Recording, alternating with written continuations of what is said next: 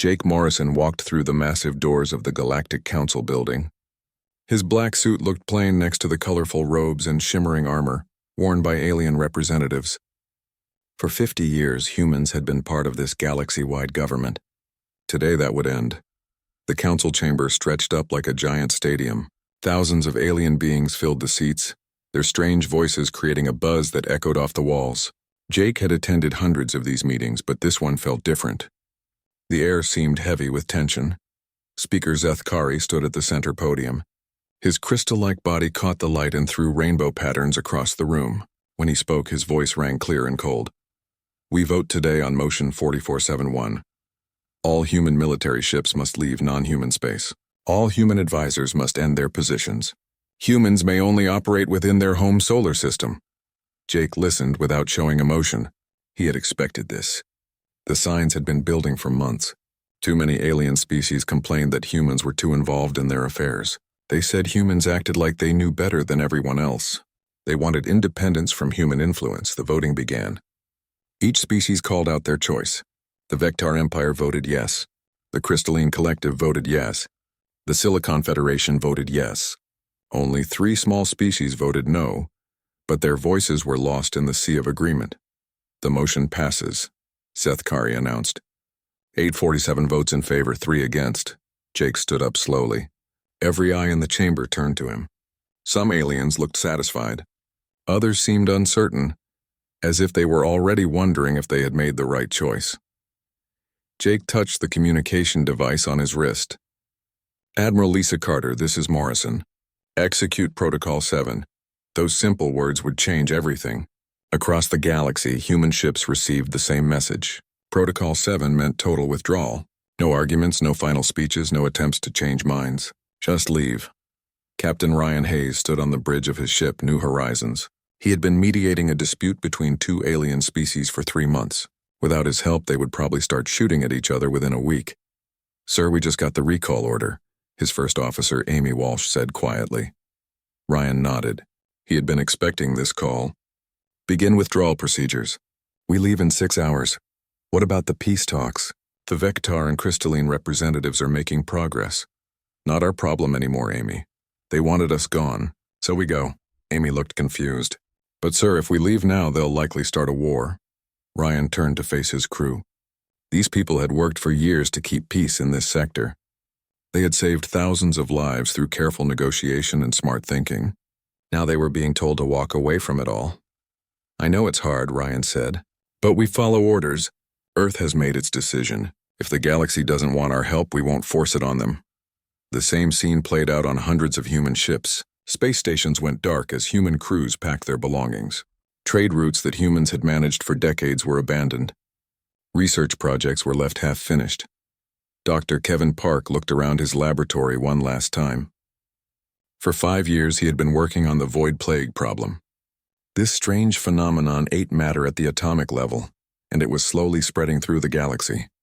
His team was close to finding a way to stop it. Dr. Park, his alien assistant Quindar, said, "Surely you can stay just a few more weeks. We're so close to a breakthrough."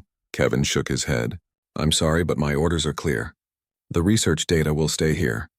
Your people are smart. You'll figure it out." But Kevin knew it wasn't that simple. Human thinking was different from alien thinking. Humans approached problems in ways that other species found strange or illogical. What seemed obvious to a human often made no sense to aliens and vice versa. On Earth, President Nathan Collins sat in his office, watching reports stream in from across the galaxy. Human ships were coming home from every corner of known space. Some captains asked for permission to finish important missions. Others wondered if the withdrawal was really permanent. "Mr. President," said Director Helen Brooks, "we're receiving hundreds of communications from alien governments. Some are asking us to reconsider. Others are demanding we leave even faster." Collins leaned back in his chair. "What's our official response?" "We acknowledge their communications and refer them to the Galactic Council vote. We respect their decision and wish them well in their future endeavors." It was a polite way of saying goodbye forever. The withdrawal took 3 weeks. Human ships streamed back toward Earth like a reverse invasion. They brought with them thousands of human citizens who had been living and working throughout the galaxy. Scientists, diplomats, teachers, engineers, traders, and soldiers all came home. Many aliens watched the human ships leave with mixed feelings. Some celebrated their new independence. Others worried about what would happen next. A few quietly wondered if they had made a terrible mistake. On the planet Altair Prime, Governor Nexthol watched the last human transport disappear into hyperspace. The humans had been running the planet's defense systems for 20 years. Now those systems would have to be managed by his own people.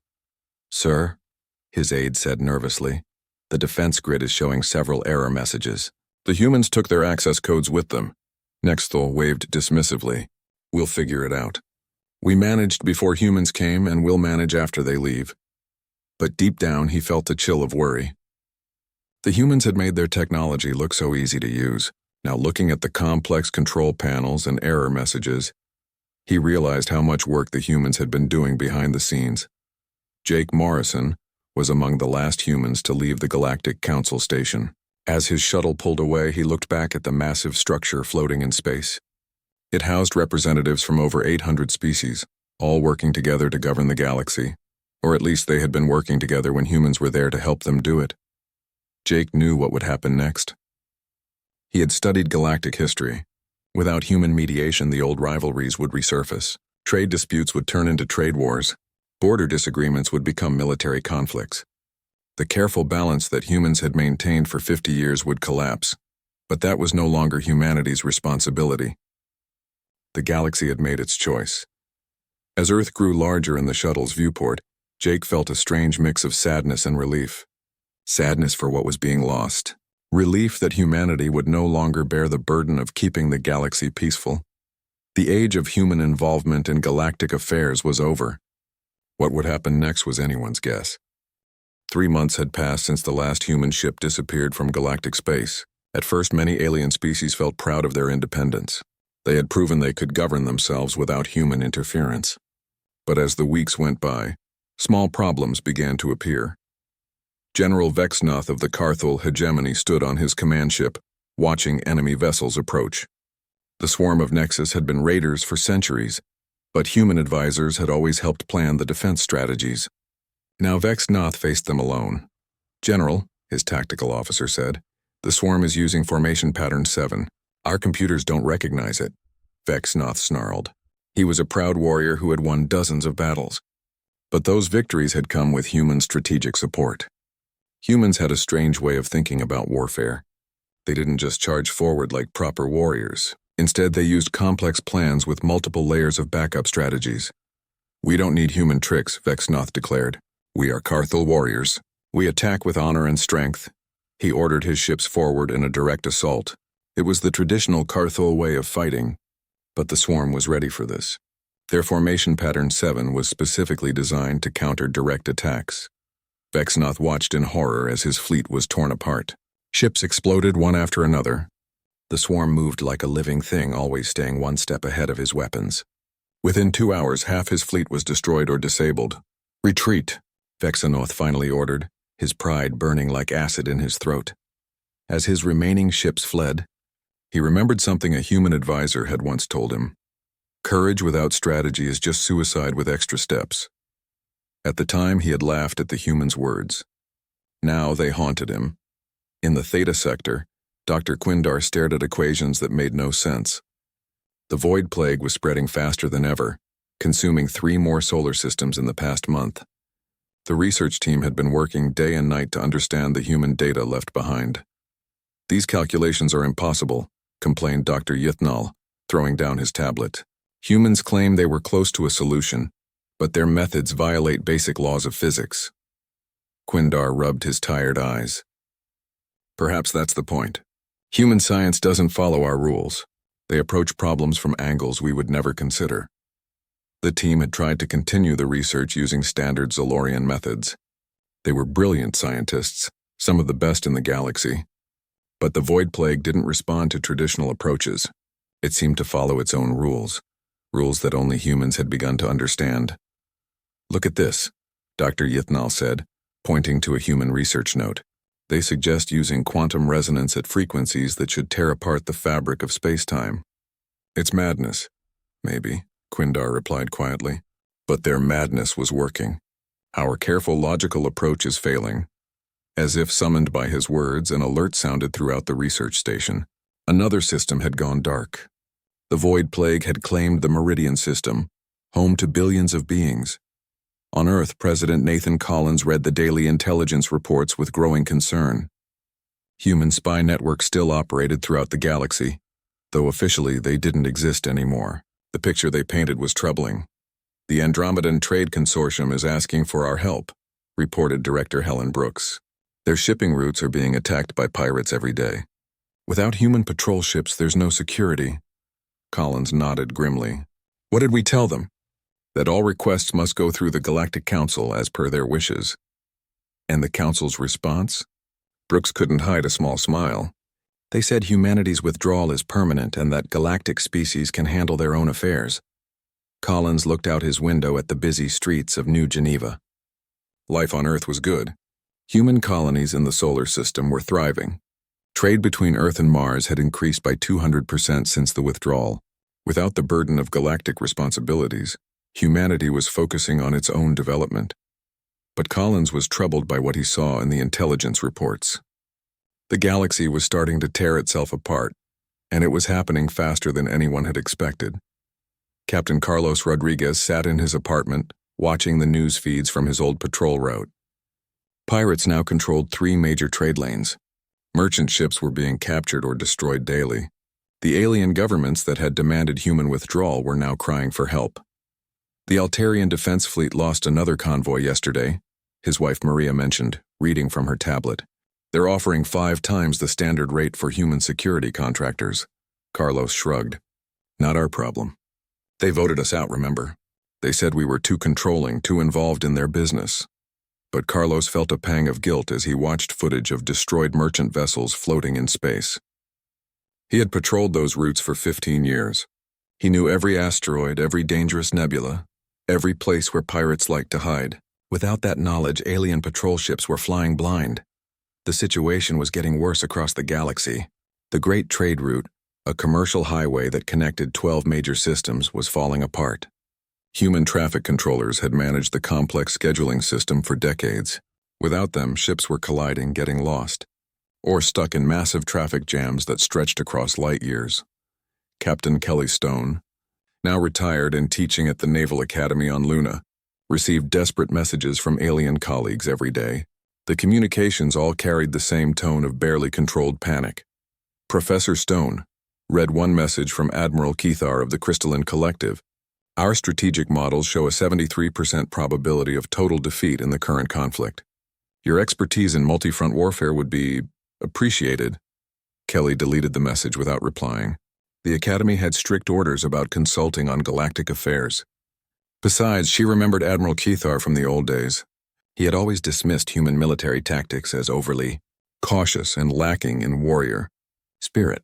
Now his warrior spirit was getting his fleets destroyed. The collective wars had resumed with a vengeance. 3 major alliances that humans had carefully balanced for decades were now at each other's throats.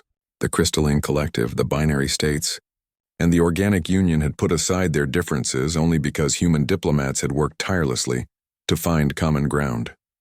Without human mediation, old grudges surfaced like poison rising to the top of a wound. The Binary States accused the Crystalline Collective of hoarding rare minerals. The collective claimed the Organic Union was spreading biological contamination. The Union insisted the Binary States were hacking their communication networks. All of these accusations were probably true. They had been true for decades. But human diplomats had found ways to manage these problems, to turn them into manageable trade disputes rather than reasons for war. Ambassador Lisa Chen had once told the Galactic Council, "Peace isn't the absence of problems. Peace is having better ways to solve problems than shooting each other." Now, without human problem solvers, the galaxy was defaulting to its oldest solution: violence. Dr. Sarah Bennett sat in her new laboratory on Europa, reading updates from the Void Plague Research Project. The messages grew more desperate each week. The containment fields failed again, reported Dr. Zenkari in his latest communication. "We've lost contact with the research station in the Perseus Arm. The plague appears to be accelerating." Sarah shook her head sadly. She had spent years developing those containment theories. The work was based on human intuition about quantum mechanics, approaches that alien scientists found baffling. To aliens, her methods looked like guesswork and luck, but Sarah knew better. Human intuition was based on pattern recognition that worked on levels other species couldn't access. Humans could see connections that weren't obvious, could make logical leaps that seemed impossible to more methodical minds. The aliens were trying to solve the void plague like a mathematical equation, but some problems couldn't be solved with pure logic. They required creativity, intuition, and the willingness to try approaches that seemed crazy. As the reports continued to arrive, Sarah realized the galaxy was learning a hard lesson. Independence had a price. Self-reliance meant taking responsibility for failures as well as successes. The aliens had wanted to prove they didn't need human help. Now they were getting their chance to prove it. Whether they could succeed or not remained to be seen. 6 months after the human withdrawal, the galaxy was falling apart faster than anyone had imagined possible. What had started as small problems had grown into major disasters that spread from system to system like a plague. The Great Trade Route, once the economic backbone of galactic civilization, had completely collapsed. Without human traffic controllers managing the complex scheduling system, the shipping lanes had become a nightmare of collisions. Piracy and chaos. Captain Marcus Johnson, formerly of the human patrol ship Liberty, watched the news feeds from his retirement home on Titan. The shipping lane he had protected for 20 years was now called the Graveyard Route by merchant captains.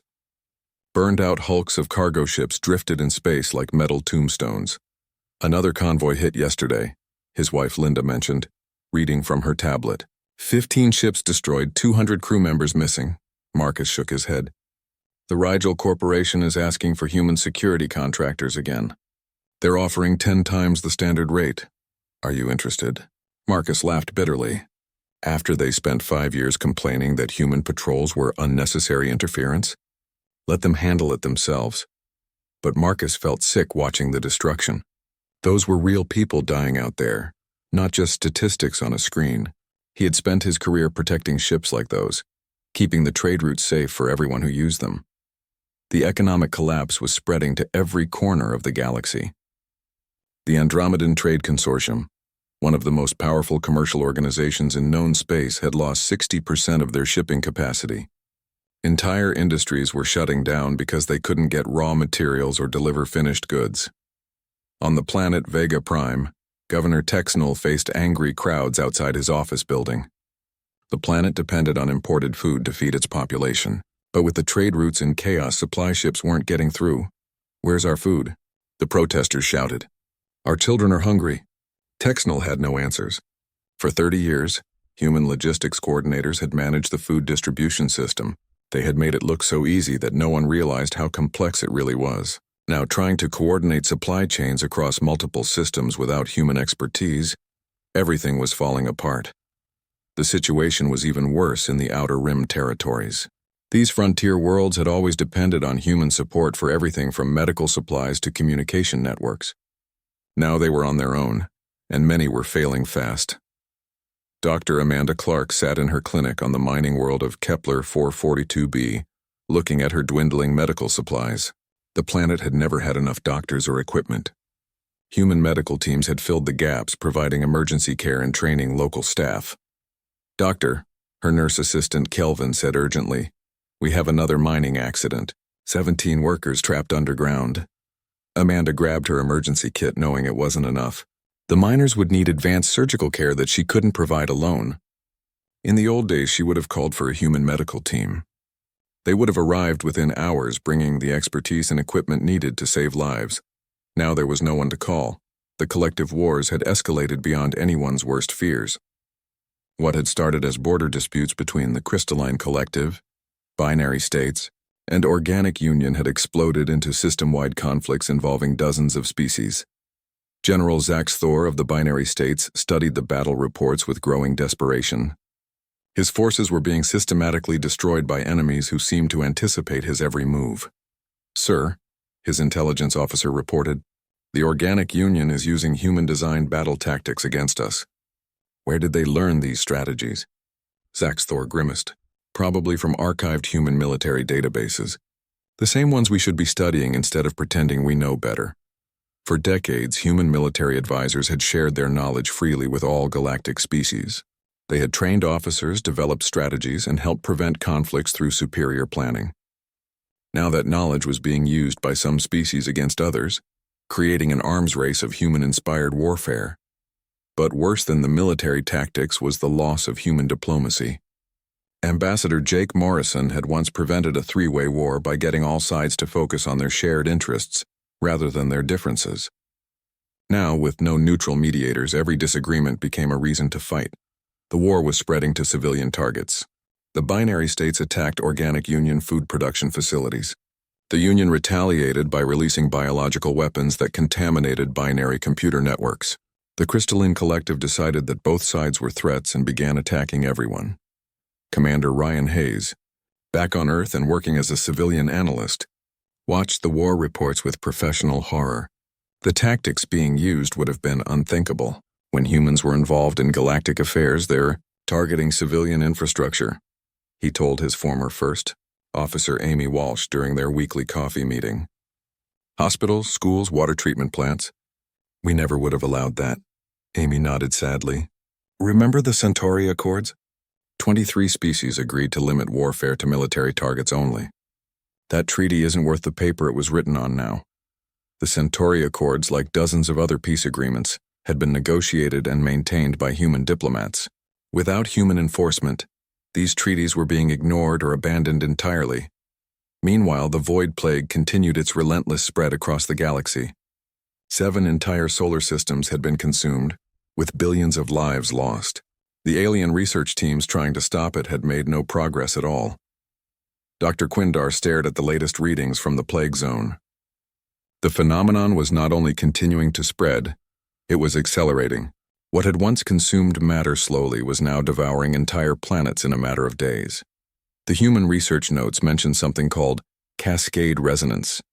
His assistant, Dr. Yithnal, said desperately, "But their calculations make no sense.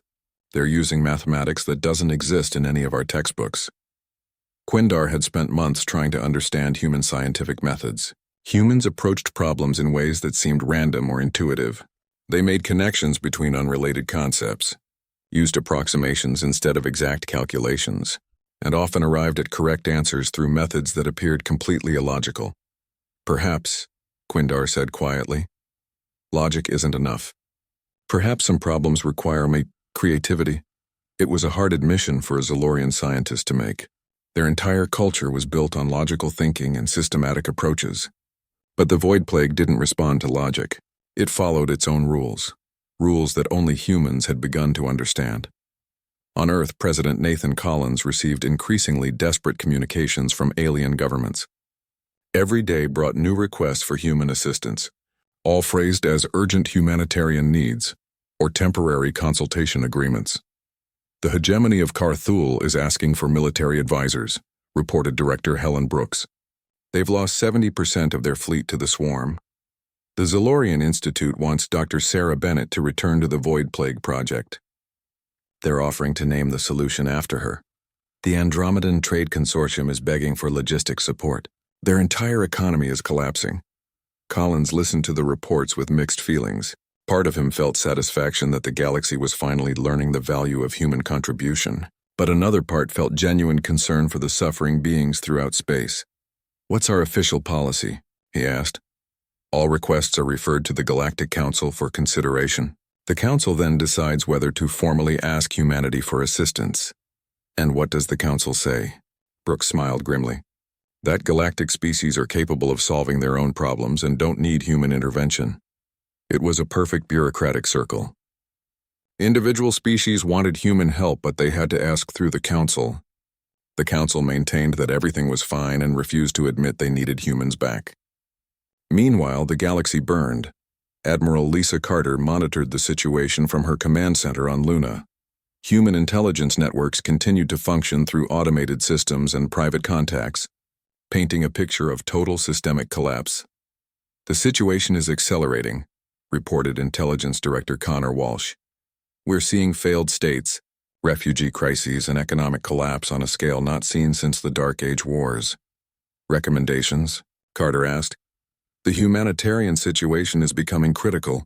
Regardless of politics, innocent beings are suffering and dying. Some of our officers are requesting permission to volunteer for rescue missions.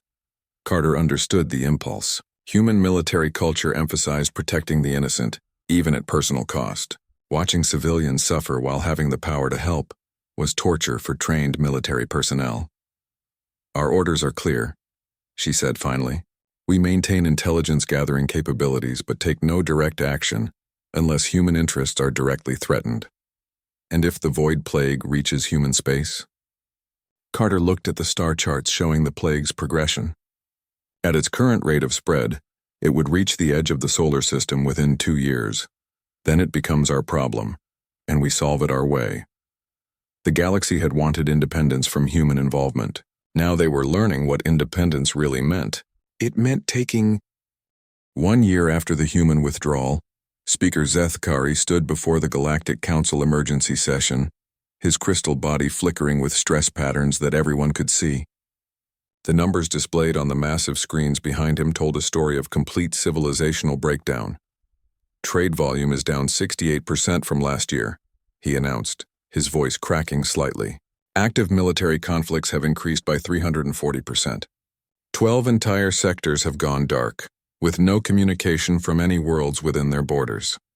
The council chamber, once filled with the confident voices of hundreds of species, was now quiet except for worried whispers. Many seats were empty. Some representatives couldn't travel safely through space anymore. Others came from governments that no longer existed. Counselor Thexrin of the Hegemony shifted uncomfortably in his seat. His proud warrior culture had suffered devastating defeats over the past year. The swarm of Nexus had destroyed most of their fleet using tactics the Hegemony couldn't counter. "Perhaps," he said slowly, each word painful to speak, "we underestimated the humans' contribution to galactic stability." A murmur ran through the chamber. For a Carthul warrior to admit weakness was almost unthinkable, but the evidence was impossible to ignore. Counselor Yathara of the Trade Consortium spoke next. "Our economic analysis shows that human trade route management increased efficiency by 45%. Their conflict resolution prevented approximately 200 potential wars each year. Their research methods accelerated scientific progress by factors we're only beginning to understand." "But surely we can adapt," protested Counselor Nexval of the Rigel Alliance. "We are not children who need human guidance for every decision."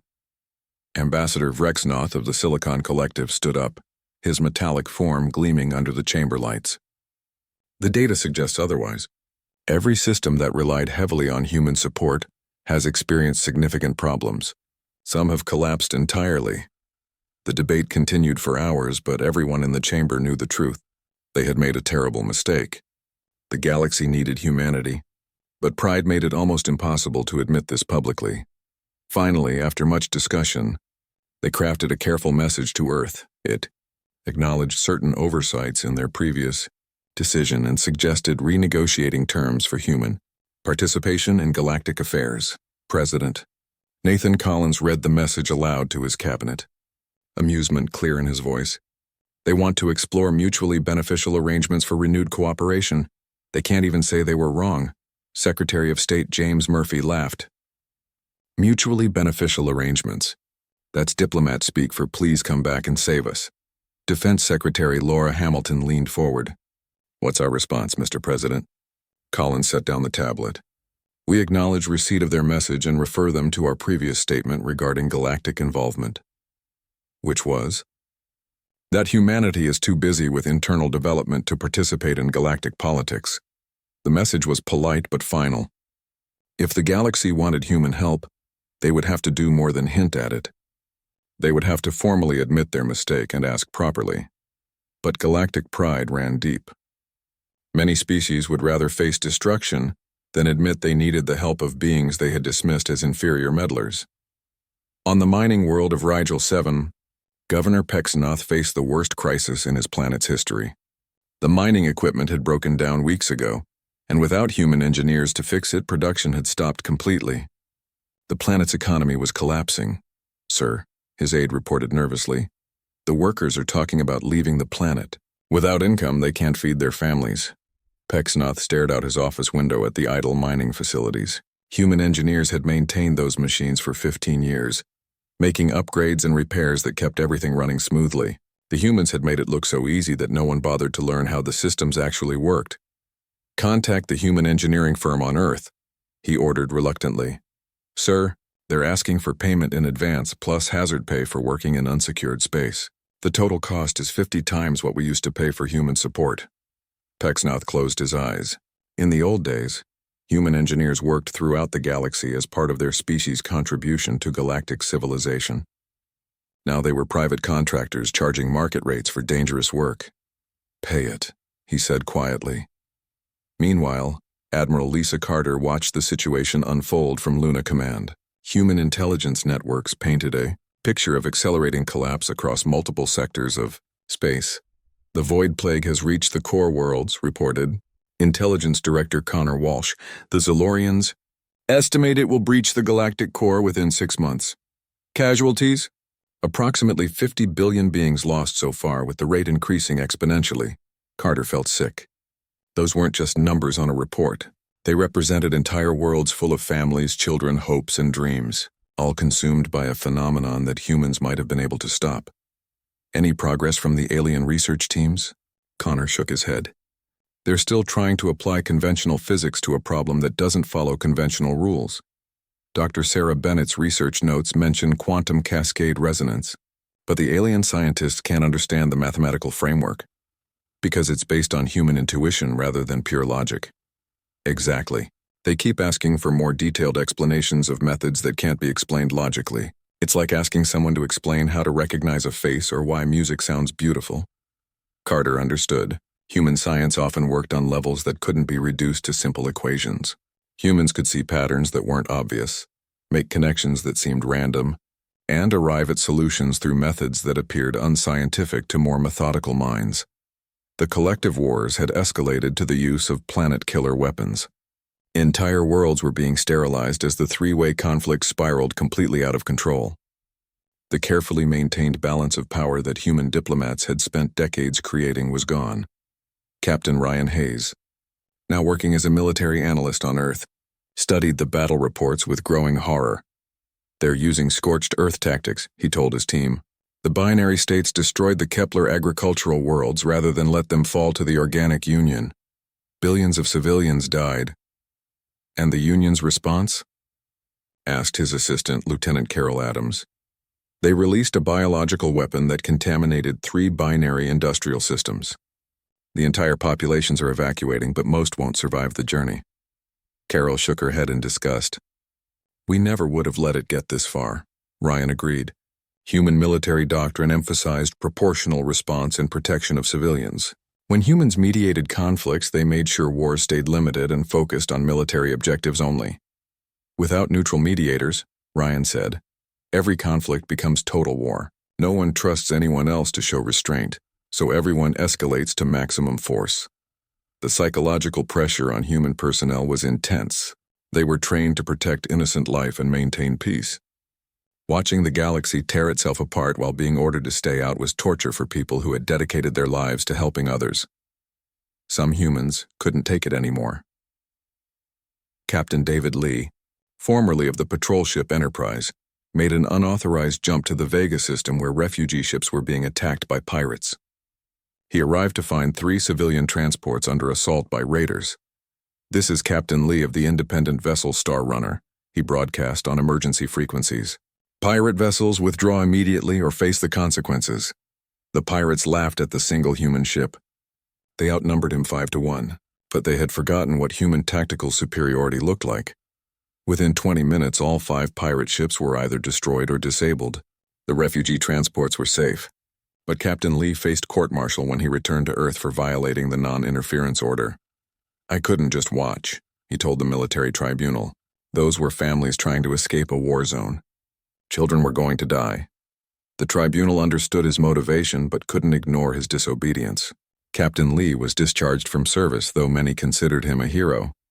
President Collins faced growing pressure from both inside and outside the human government. Opposition leaders demanded action to help suffering civilians. Military officers requested permission for humanitarian missions. Even some alien governments were making direct pleas to individual human citizens. "Mr. President," Director Brooks reported, "we're receiving over 10,000 requests for help every day.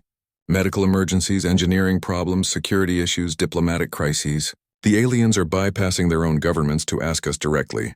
And our response?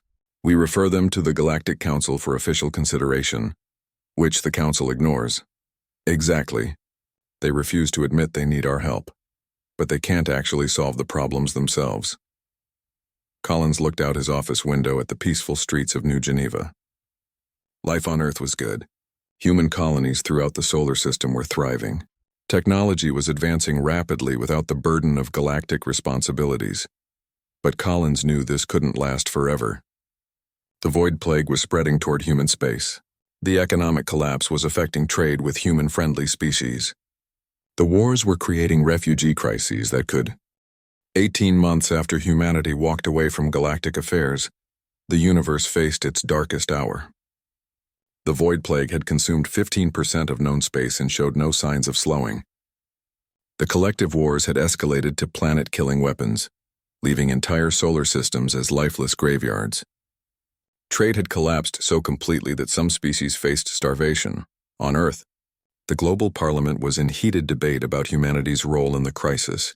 "We cannot stand by while billions die," argued Representative Susan Clark, her voice echoing through the packed chamber. "Our conscience demands action regardless of past grievances." Representative Paul Mitchell stood up in opposition. "Our first responsibility is to our own people. They called us warmongers and meddlers.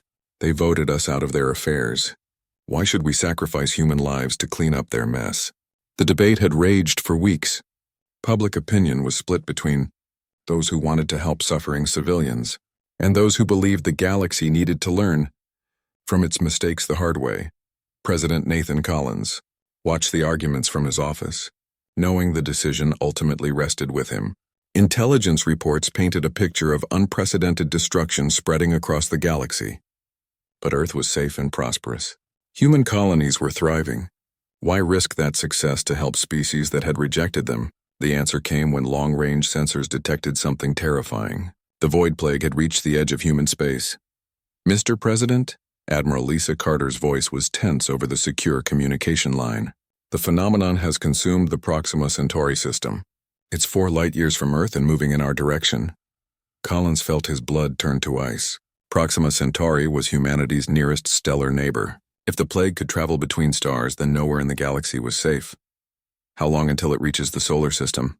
At current expansion rates, approximately 18 months. "But sir, the plague appears to be accelerating. It might reach us much sooner." Collins made the decision that would change everything. "Admiral, prepare Operation Homecoming. Immediate deployment." "Sir, are we asking the Galactic Council's permission?" "No, this is now a direct threat to human survival. We're not asking anyone for permission to defend ourselves." Within hours, human ships began appearing throughout the galaxy. But these weren't the diplomatic vessels and research ships of the past. These were military fleets with grim-faced crews and advanced weapons. They didn't ask for clearance or negotiate with local authorities. They simply arrived and began working. Captain Ryan Hayes found himself back in command of the New Horizons, but this time his mission was different. Instead of mediating disputes between alien factions, he was establishing human control over strategic systems. "Sir, we're receiving communications from 17 different factions claiming authority in this sector," reported Commander Amy Walsh. "Ignore them all," Ryan replied coldly. "Our mission is void plague containment and refugee protection. Anyone who interferes with those objectives is a hostile target." The human approach was dramatically different this time. Where before they had worked within alien political structures seeking cooperation and consensus, now they imposed solutions with military efficiency. Refugee camps were established without asking permission. Trade routes were secured under human protection. Research facilities were seized and human scientists reinstated. Dr. Sarah Bennett found herself back on the Void Plague Research Station, but with absolute authority over the project. The alien scientists who had struggled for over a year watched in amazement as human methods quickly began showing results. "Your mathematical models still violate our understanding of physics," complained Dr. Zenkari. Sarah didn't look up from her calculations. Physics is about what works, not what makes you comfortable. We'll have a containment field operational in 6 weeks. Impossible. Our best estimate suggested years of research would be needed. Your estimates were based on conventional thinking. The Void Plague doesn't follow conventional rules, so conventional methods won't stop it.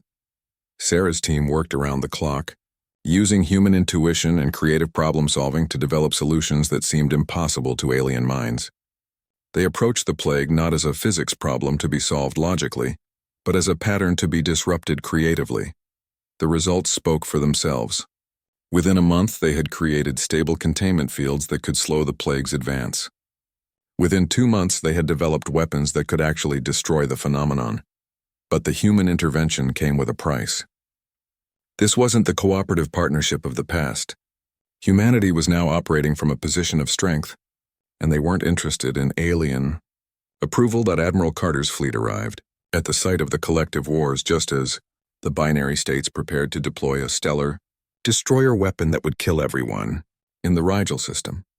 Binary States Fleet, this is Admiral Lisa Carter of the Human Defense Force. Stand down immediately and withdraw to minimum safe distance. The binary commander, General Kexthor, responded with typical arrogance. Human vessel, you have no authority here. This is an internal matter between galactic species. Carter's response was swift and decisive. You have 30 seconds to comply before we open fire. You wouldn't dare. You're outnumbered 50 to 1. 29 seconds later, the binary fleet ceased to exist. Human weapons technology had advanced significantly during the 18 months of isolation. Ships that had once seemed invincible were destroyed in minutes by weapons the aliens couldn't even understand. This is Admiral Carter to all forces in the Rigel system. The Human Defense Force is establishing a ceasefire zone. Any vessel that fires weapons within this zone will be destroyed without warning. Transport ships for refugee evacuation will arrive within 6 hours. The message was broadcast to all 3 factions in the war.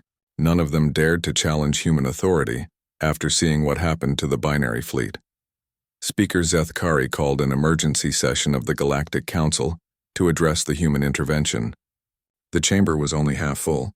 Many species were too busy dealing with crises to send representatives. The human actions violate numerous treaties and agreements, Zeth Kari declared. We demand immediate withdrawal to previously negotiated positions. The response came not from a diplomat, but from Admiral Carter herself, broadcast on all galactic frequencies. The Galactic Council terminated all treaties and agreements with humanity 18 months ago. We are now operating under the universal right of self-defense, as the Void Plague threatens human space directly. Any interference with our operations will be considered an act of war. The message was clear and terrifying. Humanity wasn't asking for permission anymore. They were stating facts. Furthermore, Carter continued, any government that cannot maintain basic order within its territory will be considered a failed state. Human forces will establish security zones to protect civilian populations, with or without local consent. The galaxy reacted with shock and fear. Some species welcomed human intervention, grateful for protection from pirates and warlords. Others resented the loss of sovereignty but were too weak to resist. Governor Pexnoth of Rigel 7 watched human engineering teams repair his mining equipment in a matter of days. Work that had been stalled for months was completed with casual efficiency. Why are you helping us? He asked the human team leader, Engineer Kate Phillips. Kate looked up from her work, her expression neutral. Because this mining facility produces materials we need for plague containment systems. We're not doing this for you. We're doing it for us. It was a harsh but honest answer. The old humanitarian idealism was gone, replaced by cold pragmatism. Humans would help other species when it served human interests, not out of altruistic motives. The transformation was visible everywhere human forces operated. Refugee camps were efficiently organized but strictly controlled. Trade routes were secured but only for commerce that benefited human objectives. Research facilities were restored but focused on projects that advanced human understanding. Captain David Lee, the officer who had been court-martialed for unauthorized intervention, found himself reinstated and promoted. His ship was assigned to refugee protection duties in the former war zone. Things are different now, he told his crew. We're not here to make friends or win hearts and minds. We're here to maintain order and protect our interests. Anyone who gets in our way gets moved aside. The psychological change in human personnel was dramatic. They had tried cooperation and been rejected. They had tried partnership and been dismissed as meddlers. Now they approached galactic affairs with the cold professionalism of an occupying force. Dr. Amanda Clark returned to her medical duties on Kepler 442b, but with a full complement of human medical staff and security personnel. The mining accidents that had killed dozens of workers were now prevented by human safety protocols enforced at gunpoint. "Doctor," her alien assistant Kelvin asked nervously, "the mine supervisors are complaining about the new safety requirements. They say it's too expensive." Amanda looked at him with eyes that had seen too much suffering over the past 18 months. "Tell them that dead workers don't mine anything. We'll enforce safety standards whether they like it or not." The galaxy was learning what human supremacy looked like. It was